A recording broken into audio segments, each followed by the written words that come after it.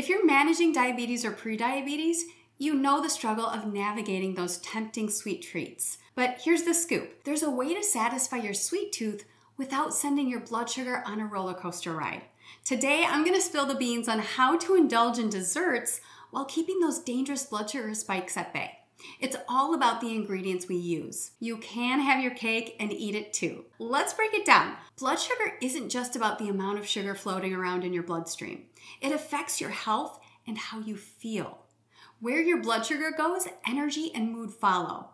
When blood sugar levels are too high, your energy feels frazzled and your mood is anxious. We've all seen kids on a sugar high, right? And then when your blood sugar crashes, your energy is depleted and you feel exhausted. And your mood is irritable. Who knows what feeling hangry is like? So to feel better and reverse diabetes and prediabetes, the priority needs to be to stabilize blood sugar and prevent those roller coaster swings. The culprits that cause those drastic and dangerous blood sugar swings include many traditional baking ingredients. So today, I'm going to show you how to swap 5 of these ingredients with healthier options that won't wreak havoc on your blood sugar. Plus, there's a Pantry superstar perfect for diabetes and prediabetes. All right, first up, we have to level up our sugar game. Processed sugar might be one of the most dangerous things in your pantry.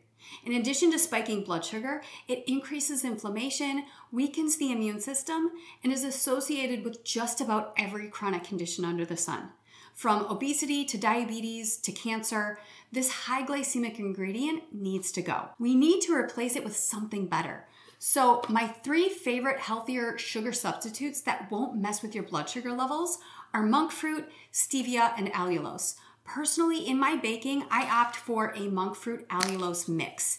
It's a direct one-to-one replacement for sugar in any recipe, so there's no fuss and no blood sugar drama. Next on the list is flour.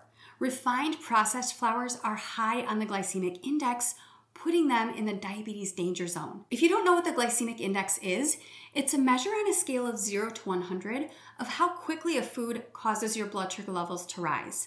White flour has a glycemic index of over 70. So we're gonna swap it out with a low glycemic superhero, almond flour.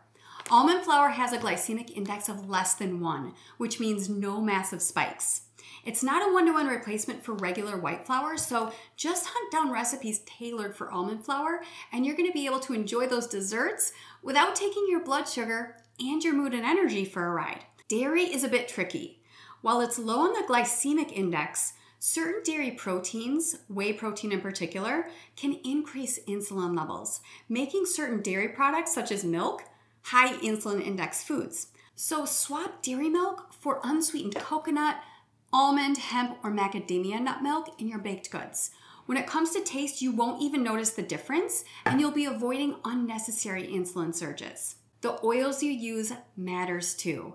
While low-quality refined vegetable oils don't necessarily spike blood glucose, they're inflammation magnets and are associated with an increased risk for type 2 diabetes. Say goodbye to low-quality refined vegetable oils and instead use coconut, avocado, or olive oil for your baking adventures.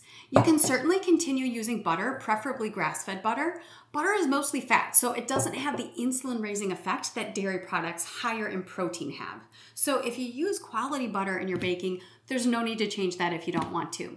But when a recipe calls for vegetable oil, coconut oil, avocado oil, and olive oil are much better choices. Avocado oil has a high smoke point of 510 to 520 degrees Fahrenheit, making it the best option for high heat cooking or baking.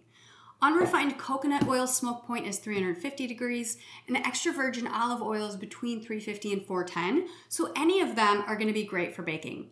It's a small change with big health benefits. Now let's talk about those beloved chocolate chips. Typical semi-sweet chips pack a sugar punch. They contain no fiber and 8 grams of sugar per tablespoon. Swap them for 85% cocoa chips and you'll get less sugar, but the same heavenly taste. These Pascha dark chocolate chips are 85% cocoa and have 2 grams of fiber and only 2 grams of sugar per tablespoon.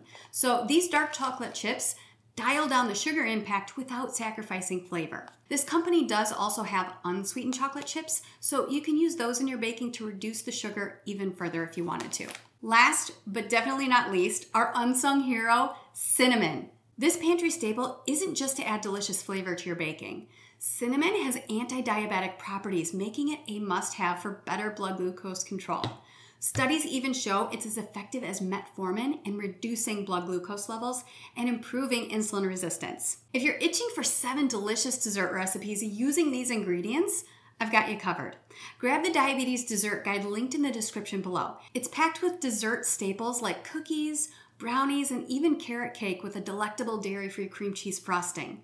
With strategic ingredient swaps, you can indulge guilt-free without the blood sugar chaos. Let me know in the comments what your favorite dessert is, and I'll choose one or maybe even a few and make a video showing how to make it diabetes friendly. Thanks for tuning in. If you loved this video, hit that subscribe button and join our community. Until next time, happy baking, grab that desserts guide below, and remember, now you've got the power to enjoy desserts without the sugar spikes. See you next time.